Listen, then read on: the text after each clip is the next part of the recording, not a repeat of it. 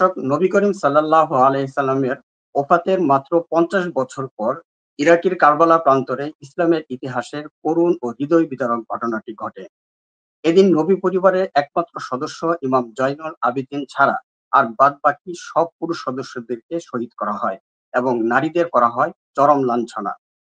রসুলের ওফাতের মাত্র ৫০ বছর পর কেন তার পরিবারের সাথে এই নির্মমতা, কি উদ্দেশ্য ছিল এর পেছনে, এবং এই ঘটনার মূল হোতা ইয়াজিদ ও তার দোসরদের পরবর্তীতে পরিণতি কি ঘটেছিল তা জানতে চেষ্টা করব আজকের এই আলোচনায়। আমাদের সাথে এই আলোচনায় অংশ নিচ্ছেন ঢাকা বিশ্ববিদ্যালয়ের শিক্ষক ডক্টর মোহাম্মদ আহসানুল হাদী। ডক্টর আহসানুল হাদী, আপনাকে স্বাগত জানাচ্ছি।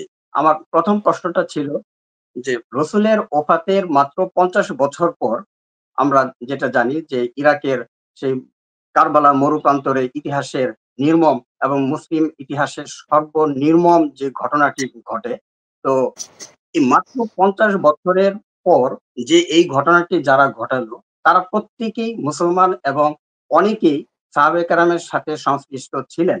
তো তাদের দ্বারা রসুলের পরিবারের এমন একটি নির্মমতা কেন চলে আসলো এবং কি ঘটেছিল যে তখনকার ইসলামিক যুগে এরকম একটি ঘটনা সারা বিশ্বকে প্রত্যক্ষ করতে হয়েছিল? জি, খুব গুরুত্বপূর্ণ একটি আসলে প্রশ্ন করেছেন যে আল্লাহ নবীর ইন্তেকালের মাত্র ৫০ বছর পর আসলে এই ধরনের একটি ঘটনা ঘটলো, এবং যাদের অধিকাংশই দেখা গিয়েছে যে কারবালার ময়দানে যে ট্র্যাজেডি ঘটে আসলে মানে ইমাম হোসাইনের বিপক্ষে যারা অবস্থান করছিলেন তাদের অধিকাংশই ছিলেন সাহাবাদের সন্তান। এটার আসলে মূল বিষয়টি হলো যে আল্লাহর নবীর সময়ে যে সাহাবারা ছিলেন তাদের মধ্যে কিন্তু দুটো ভাগ ছিল। তো এক হচ্ছে মুহাজির আনসার, যারা প্রথম দিকের সাহাবী। আবার কিছু সংখ্যক সাহাবী রয়েছে যারা মক্কা বিজয়ের পর ইসলাম কবুল করেছেন। তো মক্কা বিজয়ের পর যারা ইসলাম কবুল করেছেন, দেখা গিয়েছে যে ইসলামের এমন একটা সময়ে এসে তারা ইসলামটাকে কবুল করেছেন, মানে সেই সময় তাদের আর কোনো কিছু করার ছিল না, এবং দেখা গিয়েছে যে শেষ পর্যন্ত তারা আল্লাহ নবীর হাতে তারা কালেমা পড়ে ইসলাম কবুল করেছেন।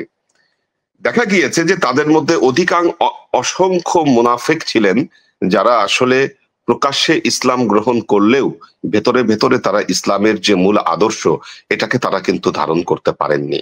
আর আল্লাহর নবী এই ব্যাপারে ভবিষ্যৎবাণী করেই গিয়েছিলেন। আল্লাহ নবী কিন্তু জানতেন যে এই কারবালার ঘটনা ঘটবে। তিনি অধিকাংশ সাহাবাদের কাছে তিনি বলে গিয়েছিলেন যে ইমাম হুসাইন এই কারবালার ময়দানে তিনি শাহাদত বরণ করবেন। এই বিষয়ে সুস্পষ্ট ভবিষ্যৎবাণী ৬৩২ খ্রিস্টাব্দে আল্লাহ নবী কিন্তু তার সাহাবাদের কাছে করে গিয়েছিলেন। প্রথম তিনি বলেন এই ঘটনা। তার পরবর্তীতে অনেক সময় সাহাবারাই এই ঘটনা স্মরণ করেছে, এবং পরবর্তীতে দেখা গিয়েছে যে আসলে ৬১ হিজরিতে এসে এই কারবালার ট্র্যাজেডিক ঘটনাটা ঘটে যায়। মূলত হক এবং বাতিলের মধ্যে যে পার্থক্য, এই পার্থক্য করবার জন্যই আল্লাহ নবী এই ভবিষ্যৎবাণী করেছিলেন যে ৬১ হিজরিতে এসে কারবালার ময়দানে এই ঘটনা ঘটবে।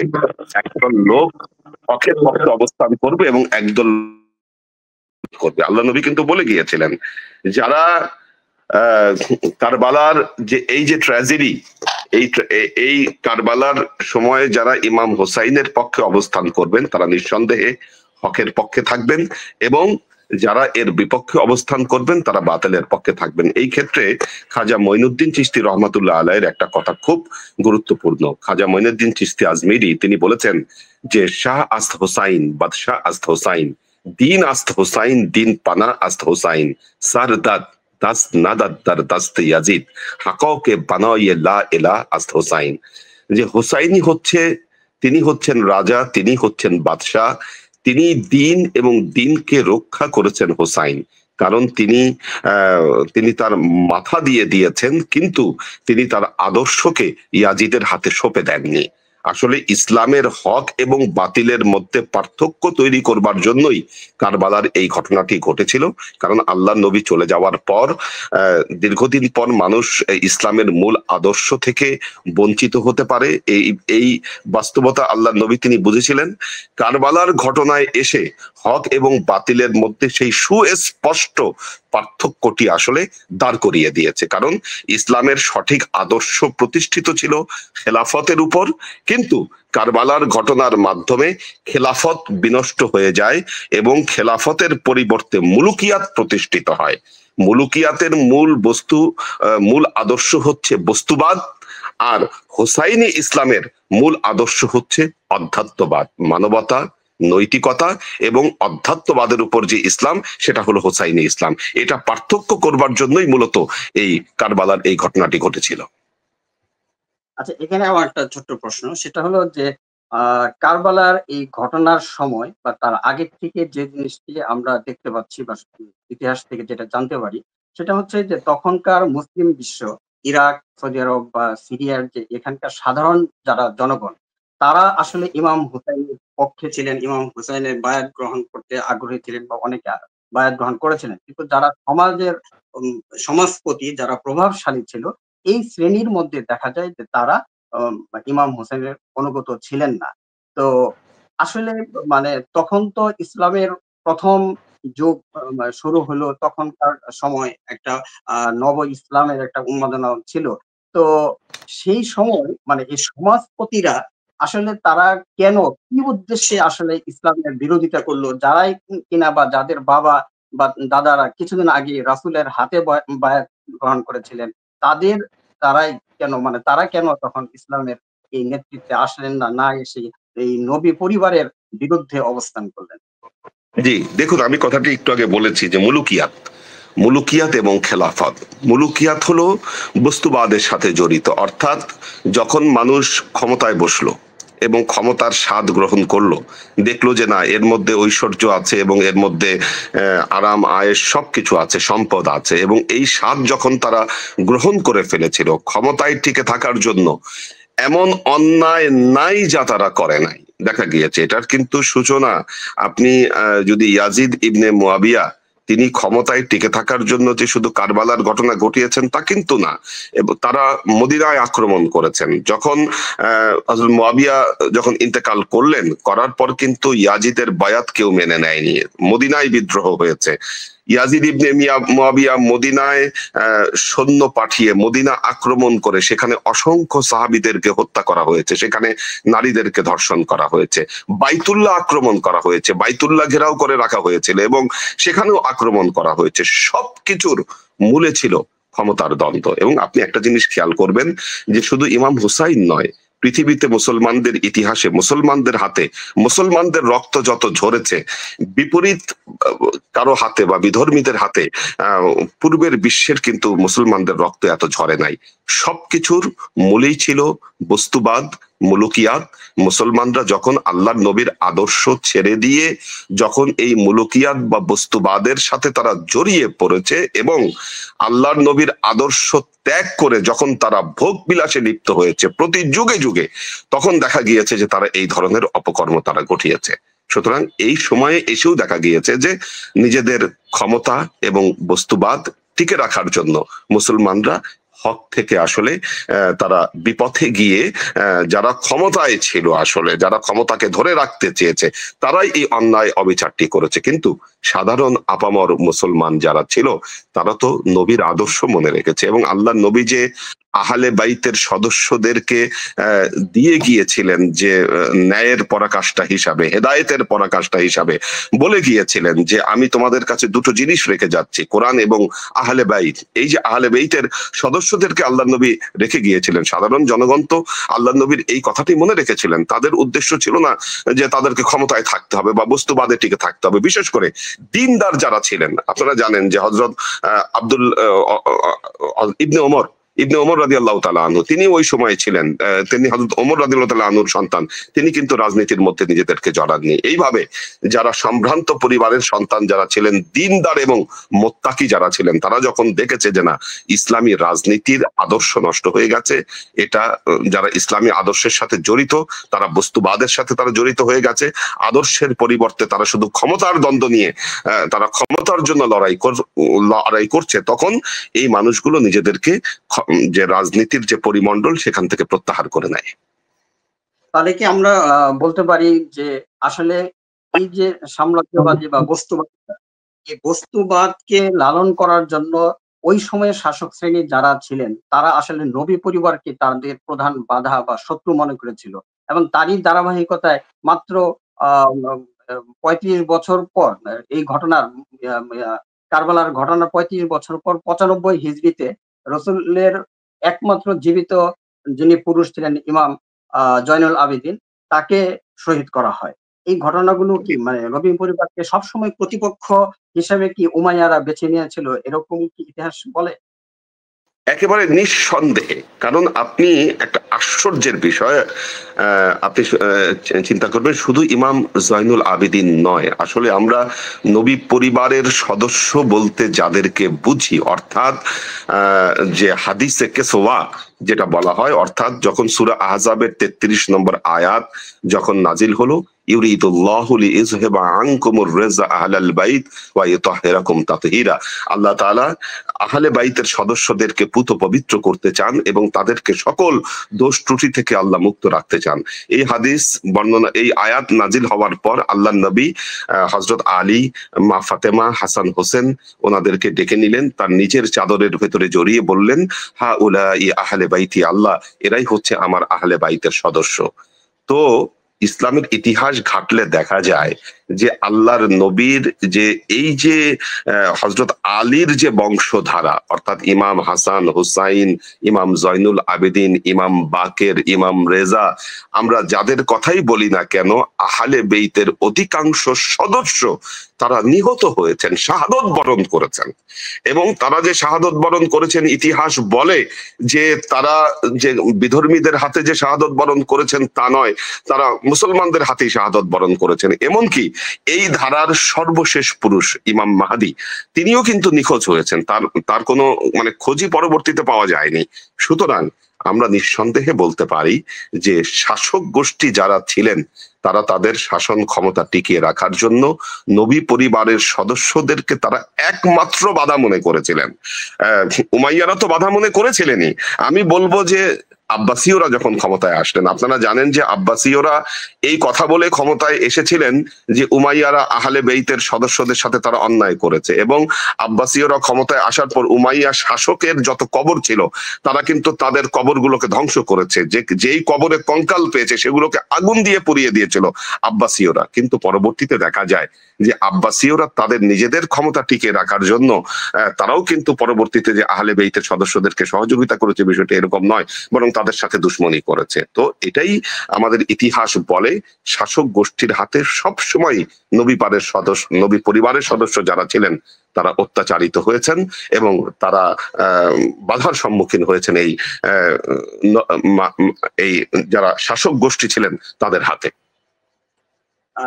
এখানে একটা ছোট্ট প্রশ্ন জাগে যে এই উমাইয়া এবং আব্বাসীয় যে শাসন ব্যবস্থা, এই ব্যবস্থা এই শাসনকাল, দুই শাসনকালই দেখা যাচ্ছে যে নবী পরিবারের সাথে তারা শত্রুতা করেছে, তাদেরকে বাধা মনে করেছে। কিন্তু ইসলামের ইতিহাসে বিভিন্ন দেশে ইসলাম ছড়িয়ে দেওয়া, ওই সময় ইসলামের যে বিশাল প্রসার যে বৃদ্ধিটা, এইটা কিন্তু এই দুইটা শাসন ব্যবস্থার সময়ই ঘটেছে। আসলে এর কারণটা কি ছিল? জি, দেখেন, আসলে শাসন ব্যবস্থা বিস্তার করা, যেমন নবীর আদর্শ যখন মানে এক হচ্ছে শাসন ব্যবস্থার বিস্তার, আরেক হচ্ছে ইসলামের প্রচার, দুটো কিন্তু দু জিনিস, আমাদেরকে খেয়াল রাখতে হবে এই বিষয়টা। অর্থাৎ ইসলামী আদর্শ নিয়ে যাওয়া, শাসকরা কিন্তু রাজ্য বিজয় করেছে, আপনি যদি আমাদের ভারতবর্ষের কথাও যদি আপনি চিন্তা করেন, এই ভারতবর্ষে যারা শাসকরা এসেছিল, শাসকরা কিন্তু এখানে বেশি দিন অবস্থান করেনি।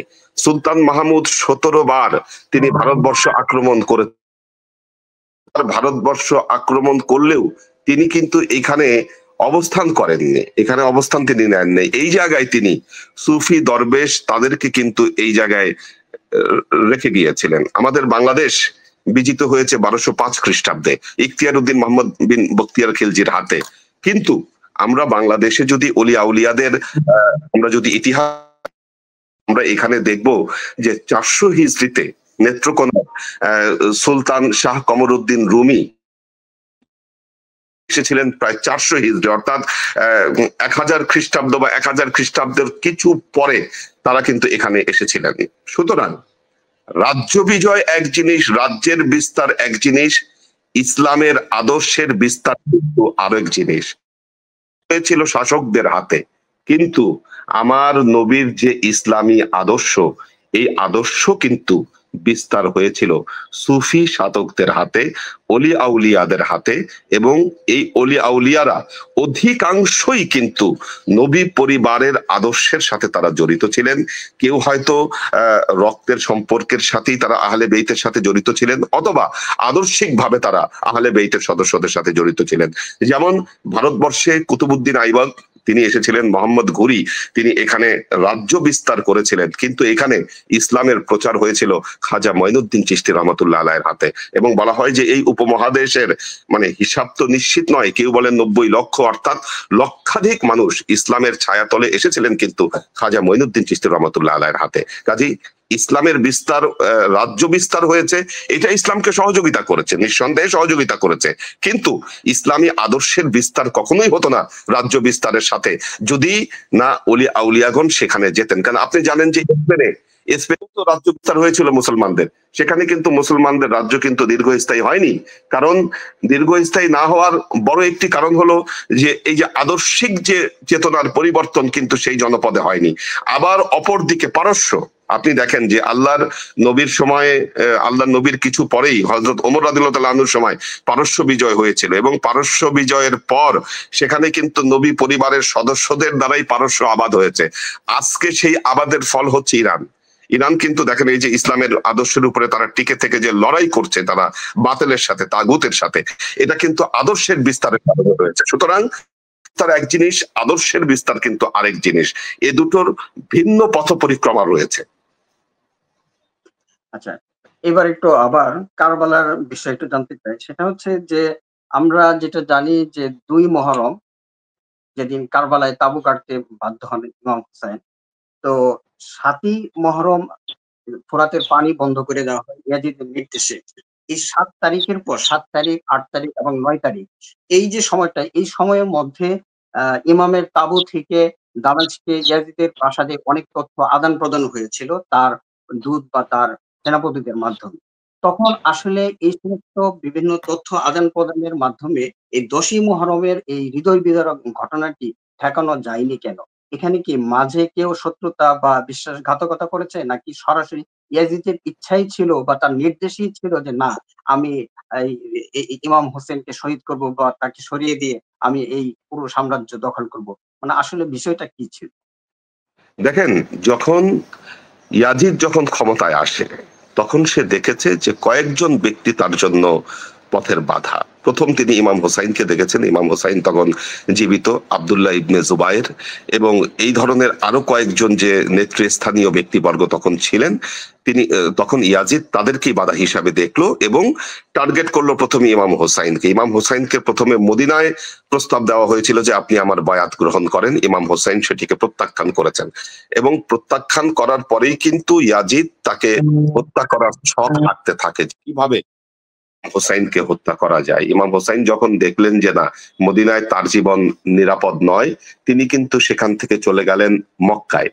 তো মক্কাতে তিনি যখন হজ করার নিয়তে তিনি গিয়েছিলেন, কাবা ঘর যখন প্রদক্ষিণ করছেন, ওমরা করছেন, তখন তিনি দেখছেন যে তার আশেপাশে ইহরামের কাপড়ের ভেতরে গোপন ছুরি নিয়ে তাকে হত্যা করার জন্য ঘুরে বেড়াচ্ছে। তো উনি বুঝতে পারলেন, উনি ওনার হজকে ওমরায় পরিণত করে তিনি মক্কা ত্যাগ করলেন। এবং এই সময়ে কুফাবাসী তাকে অসংখ্য চিঠি দিল, এবং চিঠি দেওয়ার পরে বুঝলো যে কুফাবাসী ওনার হাতে বায়াত গ্রহণ করতে চান। এই ঘটনা অনেকেই জানেন। ইমাম হোসাইন মুসলিম বিন আকিলকে দিয়ে তিনি আগে যাচাই করলেন পরিবেশ, দেখলেন যে না, এখানে পরিবেশ ঠিক আছে। এটা জানার পরে তখন তিনি নিশ্চিত হয়ে তিনি রওনা দিলেন। এর মধ্যে ইবনে জিয়াদ, ওবায়দুল্লাহ ইবনে জিয়াদ, এই লোকটা ছিল সবচাইতে, কারবালা ট্র্যাজেডির জন্য সবচাইতে দায়ী ছিল ওবায়দুল্লাহ বিন জিয়াদ। কারণ তখন কুফার যে শাসনকর্তা ছিল নোমান বিন বশির, ইয়াজিদ তৎক্ষণাৎ কুফার যে পরিবেশ এটাকে কন্ট্রোল করার জন্য কুফার শাসনকর্তা চেঞ্জ করে ইবনে জিয়াদকে শাসনকর্তা নিয়োগ করে, এবং তারাই মূলত ইবনে জিয়াদ তার সেনাবাহিনী দিয়ে কারবালার ময়দানে ইমাম হোসাইনকে তিনি বাধা দেন। এবং ওমর বিন সাদ তার যে বিভিন্ন যারা আসলে যারা সেনাপতি ছিল, হুর ছিল একজন, হুর তো পরবর্তীতে ইমাম হোসাইনের কাছে তিনি বায়াত গ্রহণ করেন, এবং এরা বাধা দেয়। বাধা দেওয়ার পরে ইমাম হোসাইন তিনি শর্ত দিয়েছিলেন, কেউ বলেন 3টি, কেউ বলেন 4টি শর্ত দিয়েছিলেন। বলেছিলেন যে আপনি তোমরা আমাকে এখান থেকে চলে যেতে দাও, হয় মদিনায় আমাকে চলে যেতে দাও, অথবা আমাদেরকে এমন একটি রাজ্যে যেতে দাও যেটা মক্কা মদিনার বাইরে, কোন সীমান্ত রাষ্ট্রে আমাকে যেতে দাও, অথবা আমাকে ইয়াজিদের কাছে তুমি আমাকে যেতে দাও। তো দেখেন, যদি ইয়াজিদ ইবনে মুয়াবিয়ার কাছে যদি ইমাম হোসাইনকে নেওয়া হতো, ইয়াজিদও জানে, কারণ আদর্শের দিক থেকে হোসাইনের সামনে দাঁড়ালে ইয়াজিদ কোনো কথা বলতে পারবে না, তার কথা বলার সেই জায়গাটা থাকবে না।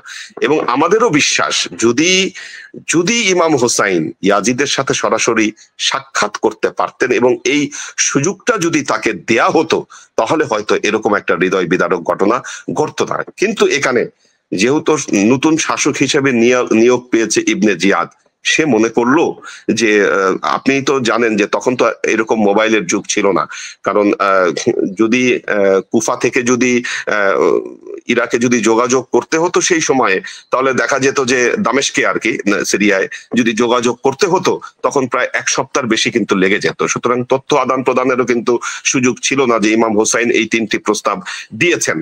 তো ইবনে জিয়াদ মনে করলো যে আমি যদি, যেহেতু ইয়াজিদ ইবনে মুয়াবিয়া সে ইমাম হোসেনকে হত্যার জন্য খুঁজতেছে, সুতরাং আমি যদি তাকে হয় বয়াতে যদি আমি বাধ্য করি, তাহলে ইয়াজিদ খুশি হবে এবং আমার এই সাম্রাজ্য টিকে থাকবে, আমি শাসন ক্ষমতায় আমি টিকে থাকতে পারবো, অথবা যদি আমি ইমাম হোসেনকে যদি আমি হত্যা করি, তাহলে হয়তো আমার এই তিনি আমাকে শাসক হিসেবে নিয়োগ করেছেন এবং এই শাসক হিসেবে থাকা আমার জন্য সহজ হবে। এই বিষয়গুলো মনে করেই কিন্তু সে এই কারবালার ট্র্যাজেডি ঘটালো। কিন্তু এখানে যদি ওবায়দুল্লাহ ইবনে জিয়াদের যদি সদিচ্ছা থাকতো, আমার মনে হয় যে বাকি যারা মুসলমান সেনাপতি ছিলেন অনেকেই কিন্তু নমনীয় ভাব কিন্তু তারা কিন্তু দেখিয়েছে, কারণ তারা চিন্তা করেছে নবী পরিবারের সদস্যরা তারা নিরস্ত্র, মাত্র 72 জন তাদের সামনে অবস্থান করছে। অনেক মুসলমান সৈনিকই বা সেনাপতি তারা কিন্তু নমনীয় ছিল ইমাম হোসাইনের বিরুদ্ধে যুদ্ধ করার ব্যাপারে। কিন্তু ইবনে জিয়াদ তার কারণে আসলে মূলত এই ইমাম হোসাইনের সাথে কোনো চুক্তি এটি কিন্তু সম্ভব হয়নি। সুতরাং এখানে ইবনে জিয়াদ বিশেষভাবে জড়িত, আরো কিছু মুনাফিক ছিল এই ক্ষেত্রে, শিমর ইবনু জিল জাওশান সহ আরো কয়েকজন যারা ছিলেন, তাদের আরো আসলে উস্কানি দেবার কারণে এই বিষয়টি সম্ভব হয়নি। আচ্ছা, 10ই মুহররম কারবালার সেই হৃদয় বিদারক ঘটনার দিন শুধু ইমাম হোসেন বা অন্যদেরকে শহীদ করা হয়নি। আমরা ইতিহাস থেকে যেটা জানি যে নবী পরিবারের নারী সদস্যদের সাথে চরম দুর্ব্যবহার করা হয়েছিল এবং শিশুদের নির্যাতন করা হয়েছিল। তো নবী পরিবারের নারীদের যে লাঞ্ছিত করা হয়েছিল বা তাদেরকে শিকল বেড়ি পরিয়ে দামেস্কে নেওয়া হয়েছিল, এই ইতিহাসটি নিয়ে অনেকেই বিতর্ক করে। অনেকে বলেন যে না, তাদেরকে সম্মানের সাথেই দামেস্ক নেওয়া হয়েছিল, কিন্তু আবার অনেকে বলছেন যে না, তাদেরকে নির্যাতন করা হয়েছে এবং তাদেরকে পুরো মরুভূমির পথটি হেঁটে হেঁটে নেওয়া হয়েছিল। আসলে সঠিক ইতিহাসটা কি? দেখুন, আমাদের আজকের এই জামানায় আমরা অনেক ইয়াজিদ প্রেমী দেখতে পাই। ইয়াজিদ যে শুধু কারবালার ঘটনার জন্য দায়ী তা নয়, আমাদের 4 জন ইমাম, আমরা সুন্নি মাযহাবের যে 4 জন ইমাম, ইমাম আবু হানিফা রহমাতুল্লাহ আলাইহি, ইমাম শাফি, ইমাম মালিক, ইমাম হাম্বল, এই 4 ইমামের মধ্যে 3 জন ইমাম, ইমাম আবু হানিফা রহমাতুল্লাহ আলাইহি, ইমাম শাফি এবং ইমাম হাম্বল, এই 3 জন ইমাম বলেছেন ইয়াজিদ ফাসেক ছিল। ইমাম মালিক বলেছেন ইয়াজিদ কাফের ছিল এবং ইয়াজিদকে যারা সহযোগিতা করেছে তারাও কাফের ছিল। তো যারা এই যুগে এসে এই ফাসেক এবং কাফের ইয়াজিদকে, দেখেন আমি কিন্তু ইমামদের রেফারেন্স দিয়ে বলছি, এটা এমন কথা না যে এটা আমার রেফারেন্স, এবং এই যে যাকে ফাসেক ঘোষণা করা হয়েছে, কাফের ঘোষণা করা হয়েছে, তাকে বাঁচানোর জন্য বিভিন্ন কথা বলে থাকে। যেমন একটা কথা আপনার একটু আগের প্রশ্নের সাথে এটি সংশ্লিষ্ট, যে কেউ কেউ বলে থাকে যে কারবালা ট্র্যাজেডির জন্য ইবনে জিয়াদ জড়িত এবং এটার সাথে আসলে ইয়াজিদের সম্পর্ক নাই, এই ধরনের একটা কথা বলে থাকেন। দেখেন, ইয়াজিদ তো সুযোগ পেলে কি শেষ করে দিতেন, কারবালা পর্যন্ত অপেক্ষা করা লাগতো না। যেহেতু তাকে ধরতে পারেনি শেষ পর্যন্ত কারবালায় এসে এই ঘটনাটি ঘটেছে, কিন্তু সে সুযোগ পেলে কিন্তু আগেই এটা শেষ করে ফেলতো। এবং কিছু কিছু লোক ইতিহাসকে বিকৃত করার জন্য, ইয়াজিদ ইবনে মুয়াবিয়ার সম্মান রক্ষার জন্য তারা এমন কথা বলে থাকে যে না, আসলে এরকম করা হয়নি, ওরকম করা হয়নি। সম্মান কোথায় দেখানো হয়েছে? যে হাউজে কাউসার নবী বলেছেন যে হাউজে কাউসারে তোমরা আমার আহলে বাইতের সদস্যদেরকে নিয়ে তোমরা আমার সাথে দেখা করবে, আমি তোমাদেরকে আহলে বাইতের সদস্যদেরকে প্রশ্ন করব তাদের সাথে কি আচরণ করেছো, তারপর আমি তোমাদের হাতে হাউজে কাউসার দিব। আপনি তাদের জন্য ফোরাত নদীর পানি আপনি বন্ধ করে দিয়েছেন। এটা কি সম্মানের ছিল? শিশু আসগর, ইমাম হোসাইন শিশু আসগরকে নিয়ে তিনি ইয়াজিদ বাহিনীর সৈন্যদের কাছে তিনি গিয়েছিলেন এবং তিনি বলেছিলেন যে দেখো, একটা শিশুর সাথে তোমাদের কারো কোনো শত্রুতা থাকতে পারে না, তোমরা এই শিশুকে তোমরা পানি দাও। ওমর বিন সাদ দেখলো যে না, সৈন্যদের মধ্যে বিদ্রোহ হতে পারে যে একটা শিশুর জন্য ইমাম হোসাইন পানি চাচ্ছে, এটাকে লাস্টিং করতে দেওয়া যাবে না। তিন ফলাত তীর মেরে তৎক্ষণাৎ শিশু আসগরকে হত্যা করা হয়। ইমাম হোসাইন শুধুমাত্র শিশু আসগরের রক্তটা নিয়ে তিনি উপরের দিকে ছুঁড়ে মারলেন এবং বললেন, হাউনু মা ইয়ানজিলু ইলাইয়া বিআইনিল্লাহ, আমার উপরে আজকে যা নাজিল হলো, আল্লাহ আমি তোমার কাছে বিচার দিয়ে রাখলাম, তুমি এর সাক্ষী থাকলে আল্লাহ, আমার সাথে আজকে তারা কি আচরণ করেছে। ইমাম নবী পরিবারের কোন সদস্যদের সাথে তারা সম্মান দেখিয়েছে? তারা আলী আকবরকে তারা অত্যাচার করে তারা হত্যা করেছে। এবং ইমাম হোসাইনের যে দেহ মোবারক, এই দেহ মোবারকের প্রতি তারা সামান্যতম সম্মান তারা জানায় নাই। তারা বর্ণনা মতে দেখা যায় যে ইমাম হোসাইনের দেহের উপরে তারা ঘোড়া চালিয়ে দিয়েছে। ইমাম হোসাইনের দাফন কাজ সম্পন্ন না করে ওমর বিন সাদ তাদের দলের যে বাকি সদস্য যারা নিহত হয়েছে তাদের দাফন করেছে সেখানে। ইমাম হোসাইনের দেহ মোবারক সেই জায়গায় পড়েছিল, শুধু মস্তক নিয়ে তারা রওনা দিয়েছে। আহলে বেইতের বাকি সদস্যদের যে তাদের দেহ মোবারক সেখানে পড়েছিল। এই কোথায় তারা সম্মান দেখিয়েছে? আজকে তারা এই নারীদেরকে বন্দি করে বিভিন্ন শহর ঘুরিয়ে নিয়ে তারা গিয়েছে। কেন? কারণ তারা দেখাতে চেয়েছে যে দেখো, যারা মুলুকিয়াতের বিরুদ্ধে, ইয়াজিদের শাসনের বিরুদ্ধে যারা মুখ তুলবে, যারা কথা বলবে, তাদের কি পরিণতি হতে পারে, এটা দেখানোর জন্য তারা এই নারী সদস্যদেরকে, যারা কোনোদিন পর্দা ছাড়া, যারা কখনো বের হয়নি মানুষের সামনে, যারা কখনো আসেনি, তাদেরকে ঘুরে ঘুরে এই মানুষের সামনে নিয়ে গিয়েছে এবং দেখিয়েছে যে দেখো, আমাদের সাথে বিদ্রোহ করলে বা আমাদের শাসন ক্ষমতা মেনে না নিলে কি হতে পারে, এটা মানুষকে দেখিয়ে দেখিয়ে তারা নিয়ে গিয়েছে। ইতিহাস সবকিছুর সাক্ষী রয়েছে, তাদেরকে বন্দি করে রেখেছে। এবং আপনি জানেন যে জয়নব বিনতে আলী, তিনি যে শক্ত ভূমিকা পালন করেছিলেন, এই শক্ত ভূমিকা যদি তিনি পালন না করতেন, ইমাম জয়নুল আবেদিনকে তারা হত্যা করতো এবং নারী সদস্যদেরকে তারা হয়তো মুক্তি দিত না। কারণ ইয়াজিদের দরবারে যাওয়ার পর যখন আহলে বেইতের সদস্যদেরকে ইয়াজিদের দরবারে হাজির করা হয়, জয়নব বিনতে আলী এমন জ্বালাময় বক্তৃতা দিয়েছিলেন, ইয়াজিদ ভয় পেয়ে গিয়েছিল সেই বক্তৃতার কারণে, যে এই জয়নব বিনতে আলীর বক্তৃতা যদি আরো কারো কানে যায় তাহলে হয়তো আমার শাসন ক্ষমতা নিয়ে টান পড়বে। সেই জন্য কিন্তু তাদেরকে মুক্তি দিয়ে পরবর্তীতে তারা ছেড়ে দেয়। কিন্তু সামান্যতম সম্মান নবী পরিবারের কোন সদস্যদের প্রতি তারা দেখায়নি। এটাই ইতিহাস। আচ্ছা, শেষ প্রশ্নটা হচ্ছে যে এই যে এত হৃদয় বিদারক ঘটনাটি ঘটালো ইয়াজিদ এবং তার বাহিনী, এই ঘটনার পর এই যুদ্ধের সাথে যারা জড়িত ছিল, সেনাপতি ছিল এবং ইয়াজিদ, তাদের আসলে শেষ পরিণতিটা কি হয়েছিল, এই ইতিহাসটা নিয়েও কিন্তু একরকম বিকৃতি আছে। এক একজন এক এক ভাবে বর্ণনা করার চেষ্টা করে। অনেকেই জিনিসটাকে মানে খুব স্বাভাবিক ভাবেও বলার চেষ্টা করে। আসলে তাদের পরিণতিটা কি হয়েছিল সেটা যদি সংক্ষিপ্তভাবে বলতেন। দেখেন, এই জন্য আমরা ধন্যবাদ দিব মুখতার সাকাফিকে। মুখতার সাকাফি যদি কারবালার এই যে অন্যায়, ট্র্যাজেডি, নিরস্ত্র মানুষকে হত্যা করা হলো, যারা ছিলেন অধিকাংশই আমার নবী পরিবারের সদস্য, এর বিচার কিন্তু আজ পর্যন্ত পৃথিবীর কোন আদালতে অনুষ্ঠিত হয় নাই। এই যে নবী পরিবারের বিরুদ্ধে যে অন্যায়ের বিচার কিন্তু কেউ এর আনুষ্ঠানিক বিচার কিন্তু কেউ চেয়ে পায়নি। কিন্তু মুখতার সাকাফি, যিনি একজন বীর ছিলেন, তিনি কিন্তু পরবর্তীতে এই কারবালার যে ট্র্যাজেডি যারা ঘটিয়েছিল তাদের প্রত্যেককে তিনি একে একে হত্যা করেছিলেন। এবং শিমর ইবনে জিল জৌসান সহ, ওমর বিন সাদ সহ যারাই এই যুদ্ধের সাথে জড়িত ছিল এবং নবী পরিবারের সদস্যদের সাথে যারাই বেয়াদবি করেছে, একে একে তাদেরকে হত্যা করেছে। এবং ঠিক তার 10 বছর পর, 10ই মুহররম এই কারবালার ময়দানেই ওবায়দুল্লাহ বিন জিয়াদের সাথে মুখতার সাকাফির একটি যুদ্ধ সংগঠিত হয়। সেই যুদ্ধে ওবায়দুল্লাহ বিন জিয়াদ সে নির্মমভাবে সে পরাজিত হয় এবং তাকে এই কারবালার ময়দানে 10ই মুহররমই তাকে হত্যা করা হয়। এবং বাকি যাদেরকে হত্যা করা হয়নি তারা বিভিন্ন রোগে আক্রান্ত হয়ে, এর সব ইতিহাস কিন্তু নির্ভরযোগ্য ইতিহাসের কিতাবগুলোতে লেখা আছে কার কি পরিণতি হয়েছিল। কেউ কুষ্ঠ রোগে মারা গিয়েছে, কেউ কি হয়েছিল। আচ্ছা, ইয়াজিদের ঘটনাটা খুবই রহস্যময়।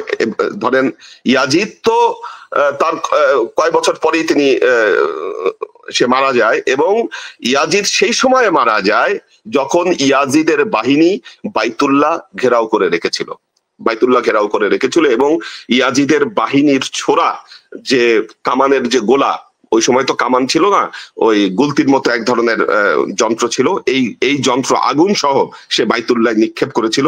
বাইতুল্লাহর গিলাফ পুড়ে গিয়েছিল এবং বাইতুল্লাহর দরজায় রাখা হযরত ইব্রাহিম আলাইহিস সালামের সময় যিনি ইসমাইলের জন্য যেই দুম্বা কোরবানি করেছিলেন, এই দুম্বার মাথাটি সেখানে রাখা ছিল, সেটাও সম্পূর্ণভাবে ধ্বংসপ্রাপ্ত হয়। তো ইয়াজিদ বাহিনী যখন বাইতুল্লাহ ঘেরাও করে রেখেছে, ঠিক সেই সময়ে অজানা কারণে হঠাৎ এই ইয়াজিদ ইবনে মুয়াবিয়া মারা যায়। কেউ কেউ বলেন তিনি অতিমাত্রায় মদ পান করেছিলেন, এই মদ পান করার জন্য তার মৃত্যু হয়েছে, অথবা কেউ কেউ তার যে মৃত্যুর কারণ, কিভাবে হঠাৎ করে একজন মানুষ, সুস্থ মানুষ মারা গেল, এর কারণ সঠিকভাবে ইতিহাস নিরূপণ করতে পারেনি। একজন এক এক রকম কারণ বলেন, কিন্তু ইমাম হোসাইনের এই ট্র্যাজেডি ঘটাবার 2-3 বছরের মধ্যেই কিন্তু ইয়াজিদ ইবনে মুয়াবিয়া সে মারা যায়। সবশেষ প্রশ্ন হচ্ছে যে আমরা আসলে এই 10ই মুহররম বা কারবালার এই ঘটনা থেকে কি শিখতে পারি, বা আমাদের পরবর্তী জীবনে এর কি প্রভাব পড়তে পারে, আমরা কিভাবে চলতে পারি এই বিষয়ে। জি, দেখেন, আল্লাহর নবীকে প্রশ্ন করা হলো মানহুম আসাদুল বালা। পৃথিবীতে আল্লাহ হযরত সাদ বিন আবি ওয়াক্কাস রাদিয়াল্লাহু তাআলা আনহু আল্লাহর নবীকে এই প্রশ্নটি করলেন, মান আসাদুল বালা, এই পৃথিবীতে আল্লাহ আসলে কাকে বেশি বালা মুসিবত দেন? আল্লাহ নবী বললেন আম্বিয়া সুম্মাল আমসাল সুম্মাল আমসাল, নবীদের পরে যারা ওলিয়া উলিয়া আছেন, আল্লাহর নিকটবর্তী বান্দা আছেন, তাদের উপর বালা মুসিবত সবচাইতে বেশি আসে। তো আর যাদের ঈমান যত শক্ত তারা তত বিপদের সম্মুখীন হয়। আল্লাহ কিন্তু বলেছেন যে অবশ্যই আমি ঈমানদারদেরকে পরীক্ষা করব, বলে নাবলুওয়ান্নাকুম বিশাইয়্যিম মিনাল খাউফি ওয়াল জু ওয়া নাকসিম মিনাল আমওয়ালি ওয়াল আনফুসি ওয়াস সামারাত। তো এইভাবে কিন্তু আল্লাহ বলেছেন আমি মুমিনদেরকে পরীক্ষা করব। এখন আমরা এই পৃথিবীতে মুমিনেরা, আমরা কিন্তু এখানে ভোগ বিলাস করতে আসিনি, আমরা একটা আদর্শ নিয়ে এসেছি। আমরা নবীর এবং নবীর আহলে বাইত যে আদর্শ দিয়ে গেছেন, সেই আদর্শ আমরা আমাদের জীবনে এবং পৃথিবীতে আমরা প্রতিষ্ঠা করতে এসেছি। এই আদর্শ যদি আমরা প্রতিষ্ঠা করতে পারতাম, দেখেন ইসলামের ইতিহাসে যত যুদ্ধ হয়েছে, আপনি এই যুদ্ধগুলোর যদি কারণ নিরূপণ করেন, দেখবেন সবকিছুর মূলে রয়েছে ক্ষমতা দখল, বস্তুবাদ, নিজের প্রভাব বিস্তার করা। এই ঘটনাকে কেন্দ্র করে আল্লাহ নবী পরবর্তী যুগে মুসলমানদের যুদ্ধের কথা বলছি, তারা নিজেদের মধ্যে যে যুদ্ধগুলো করেছে, এই যুদ্ধগুলোর কারণ কিন্তু ছিল এই। যদি আমরা নবীর সঠিক আদর্শ যদি আমরা তুলে ধরতে পারতাম বা নিজেদের জীবনে যদি প্রতিষ্ঠা করতে পারতাম, আহলে বেইতের সদস্যগণ আমাদেরকে যে আদর্শ দিয়ে গিয়েছেন, সেই আদর্শে যদি আমরা টিকে থাকতে পারতাম, আজকে কিন্তু পুরো পৃথিবী মানবিক পৃথিবী হয়ে যেত। আজকে এই যে পারমাণবিক যুদ্ধের যে প্রতিযোগিতা চলছে, অর্থাৎ মানুষ, আপনি দেখবেন যে চিকিৎসা ক্ষেত্রে যত উন্নতি না হয়েছে, আমরা কিন্তু অস্ত্রের প্রতিযোগিতায় তার বহুদূর আমরা এগিয়ে গিয়েছি। বিভিন্ন নতুন নতুন অস্ত্র আমরা বানাচ্ছি, অথচ আজ পর্যন্ত ডায়াবেটিকের একটা ভ্যাকসিনও আমরা আবিষ্কার করতে পারিনি। আমরা যদি সত্যি নবী পরিবারের আদর্শের উপরে টিকে থাকতাম, তাহলে কিন্তু আজকের এই পৃথিবী আমাদেরকে দেখতে হতো না। আমরা যে পৃথিবী দেখতাম সেই পৃথিবী হতো অত্যন্ত মানবিক পৃথিবী। এখানে মানুষরা নিঃশ্বাস ভরে, প্রাণ ভরে তারা শ্বাস নিতে পারতো, নিঃশ্বাস নিতে পারতো। আমরা মানবতার জয়গান এই পৃথিবীতে আমরা গাইতে পারতাম। সুতরাং সবাইকে বলবো, আসুন আমরা 10ই মুহররম থেকে আমরা শিক্ষা নেই, হক এবং বাতিলের মধ্যে পার্থক্য আমরা বুঝবার চেষ্টা করি, কোনটা হক আর কোনটা বাতিল। যদি আমরা হকের উপরে থাকি, অর্থাৎ এই যুদ্ধের পরেই, এই ঘটনার পরেই ইসলামের দুটো ধারা তৈরি হয়েছিল। একটি হলো হুসাইনি ধারা, একটি হলো ইয়াজিদি ধারা। একটি মদিনার ইসলাম, একটি দামেস্কের ইসলাম। যদি আমাদের জীবনকে হেদায়েত মণ্ডিত করতে হয়, অবশ্যই আমাদেরকে হুসাইনি ইসলামের সাথে আমাদেরকে থাকতে হবে, মদিনার ইসলামের সাথে আমাদেরকে অবস্থান করতে হবে। তাহলে আমরা নিজেদেরকে যেমন হেদায়েত মণ্ডিত করতে পারবো, সিরাতে মুস্তাকিমের দিকে এগিয়ে যেতে পারবো, এবং ভবিষ্যৎ প্রজন্মের জন্য আমরা সুন্দর একটা পৃথিবী উপহার দিতে পারবো ইনশাআল্লাহ।